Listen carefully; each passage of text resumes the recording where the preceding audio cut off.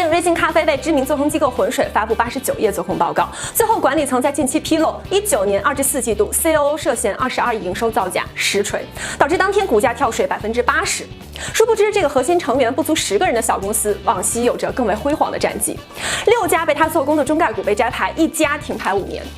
他被誉为当代007，韭菜收割机的达摩克里斯之剑，中国财务造假公司的开膛手杰克，中概股绕不开的噩梦，一个没有感情的师傅秃鹫，美帝国主义行走的315，股价泄洪小天王，混打假斗士水公司。这个视频将会带你深扒这家神秘公司。请各位收起小桌板、遮光板，扣好安全带。本次航程即将起航，目的地浑水。概念、市场、动态、焦虑、失败了、投资。大家好，我是魔鬼投资人。我现在呢在一家风险投资机构，就是 VC 做投资人。而很巧的是，我其实曾经就是做1级和2级市场公司基本面研究的。我曾经呢也做过很多中概股的 fraud check 项目，通过调研走访公司，然后了解他们真实的财务情况。像本次瑞幸这种80多页的这种报告，实际上呢上百页的，其实我们也有写过。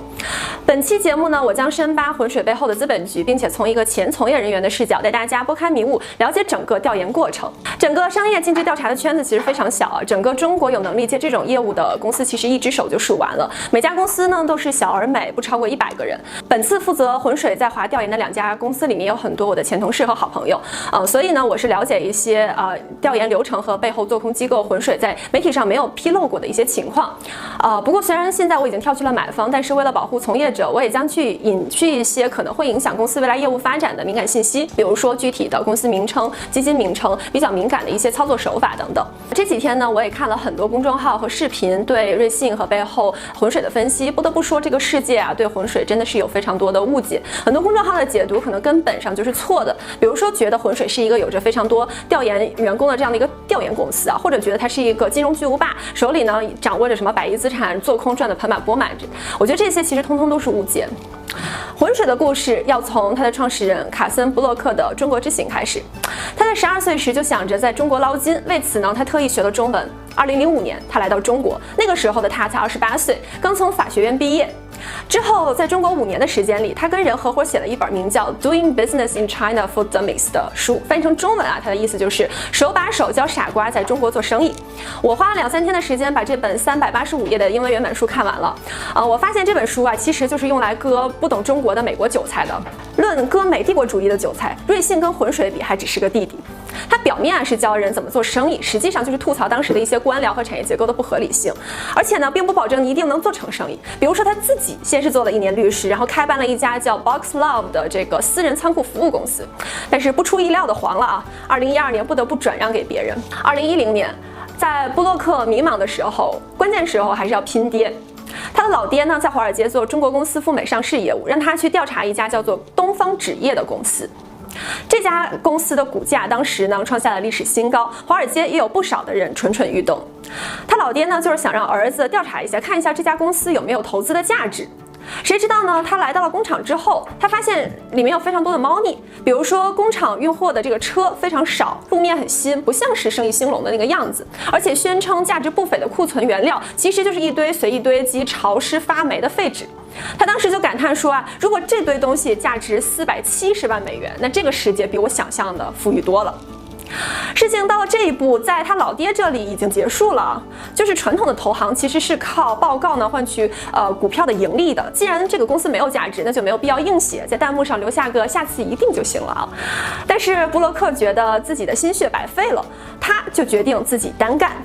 这个时候的他呢，组建了一支包括会计、法律、财务人员的调查小分队，聘请了4家律师事务所作为外部顾问，对东方纸业进行全方位的调查。2010年6月，布洛克团队发布了一份长达30页的报告。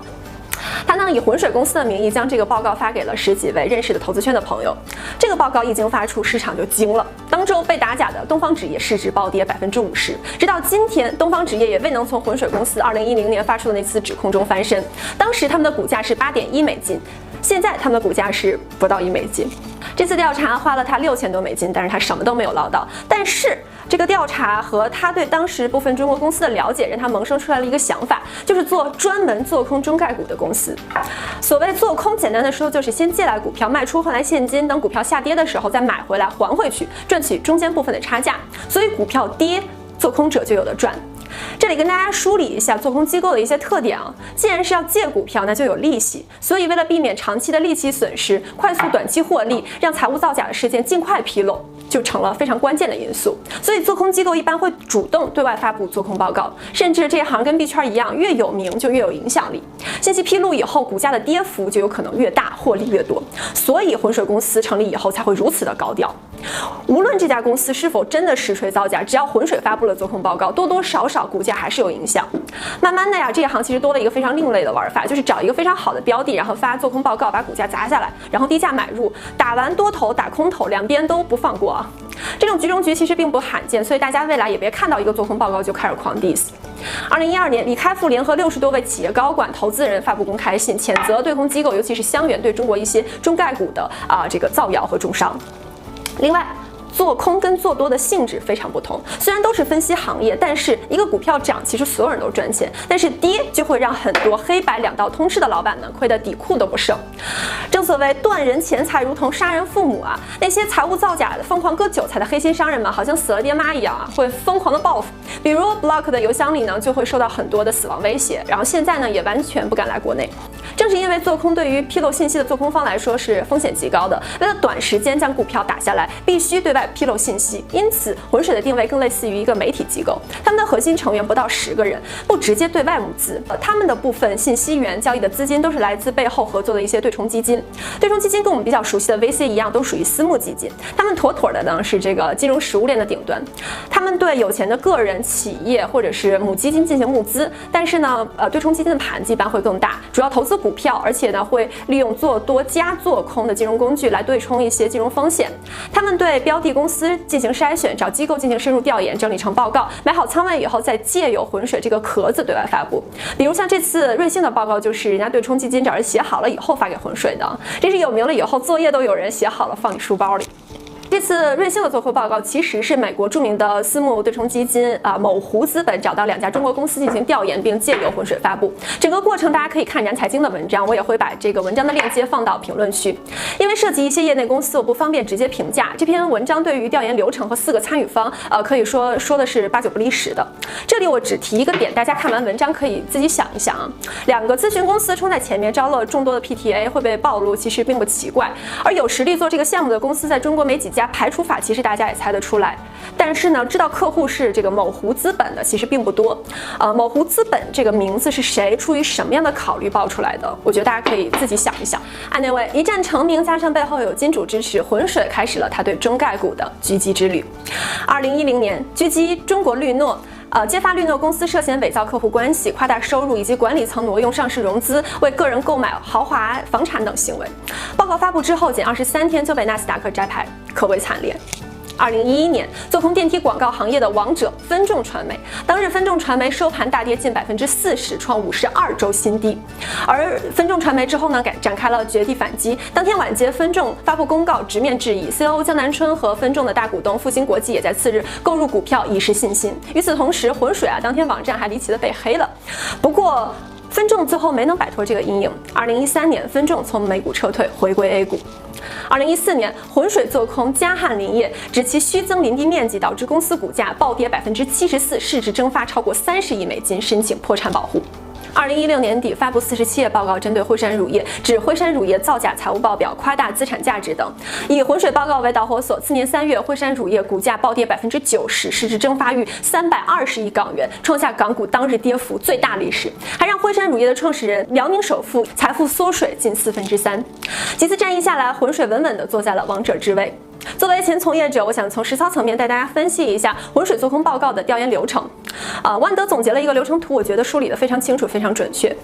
浑水首先是通过线索锁定一些目标公司，比如频繁更换审计机构，毛利净利显著高于其他同行公司等等。比如查港股纸业的林业的时候呢，就是把几家上市公司都拉出来，然后这样去排列。就同样一个班级的小朋友，平时大家都考80多分，你突然来了个99分，那大概率就是有问题啊，查他。确定了可疑的目标以后呢，就是开始调研。主要的调研方式呢有3种，首先是现场取证，比如瑞幸这次调研公司就录制了上万小时的录像。一些线下的教育公司核算方法呢，就是去班级里具体去数人数。还有呢，比如说制造业公司就可以首先用 Google Map 先去看是否有这么一个厂房，而出于实时性的考虑呢，浑水这样的机构也可能去用无人机去勘测厂房，堪称当代007啊。当然，这些手法并不值得提倡。根据我国法律，未经允许进入非公务区域拍摄的条例，大家可以参阅《中华人民共和国刑法》啊。第二，有交易就有证据，小票序列号、海关进出口原材料的这些数量呢，都可以透露具体的订单信息。深度调研上下游客户呢和这个厂家，可以看他们的产量和产能，可以侧面反推这些公司是否有能力生产财报上所说的那么多产品。再比如，18年浑水做空港股公司米华控股，就是著名的这个头等舱沙发带回家这一公司虚增产量的时候，由于公司有相当一部分的这个市场是在海外，调查这家公司最主要的就是要看它的进出口数据。第三呢，就是专家访谈，找公司或者行业里的人。这种手法其实是比较灰色的，一般这些信息呢都涉及公司机密，但是涉及比如说核心高管的实锤或者是非常详细的财务数据，都需要用这种方法才可以获得。比如浑水18年做空好未来时，质疑其经营利润率虚高，这个层面的数据其实并不像营收的数据一样那么直接。如果没有行业里的人或者公司内部的人啊，这种信息其实很难计算得如此精确。讲完了调研手法，估计大家也发现了，这些其实并不是什么常人无法企及的调研方式。我们呢也完全没有必要神化浑水。这些报告呢，无非就是无数的分析师带着 PTA 夜以继日的 dirty work 加上数据整理分析而得出的。浑水不是神仙，也有很多的失败案例。2012年，浑水公司发布90页做空报告，质疑新东方数据造假问题。连续2天，新东方股价跌43.3%和35%，市值蒸发近20亿美元。在危机关头，新东方宣布成立特别委员会来回应浑水公司。俞敏洪、徐小平这样的大佬呢，更是亲自下场带货，鼓励大家都去买新东方的股票。电商带货这件事，李佳琦和罗永浩那也都是弟弟啊。当天，新东方股价上涨15.27%，而 SEC 对于新东方的调查也表明，新东方没有问题。新东方股价在经历了短期的波动之后重回正轨，经过了8年的发展，新东方的股价也较当时翻了近10倍。虽然引发了股价波动，但是俞敏洪呢还是这样评价浑水。他说，中国其实应该有浑水这样的公司，他们就像苍蝇一样，会找到臭了的鸡蛋。夸一个公司好，夸说它真的是好的跟苍蝇一样啊，也不知道到底是夸还是损。俞老师果然是研究语言的，博大精深，respect。另外，2019年7月7日到21日，浑水连续3次发布做空报告，做空安踏。报告锤了安踏实际控制了27家分销商来进行提前确认收入、菲腊门店数量造假等黑料。安踏快速申请了停牌，并发布公告回击，股价反弹。10月16日，安踏发布3季报，菲腊同比增长50%到55%，安踏营业收入同比增长40.3%。当天，安踏股价刷新历史新高，超过了2000亿港元。安踏股价不仅没有崩，反而上涨了37.5%。浑水喜欢求锤得锤，可他没有想到，安踏比较喜欢拿实实在在的数据来打脸。在视频结尾，我想谈谈浑水做空瑞幸这个事件给我们带来什么样的启示，对于中国公司有怎么样的影响。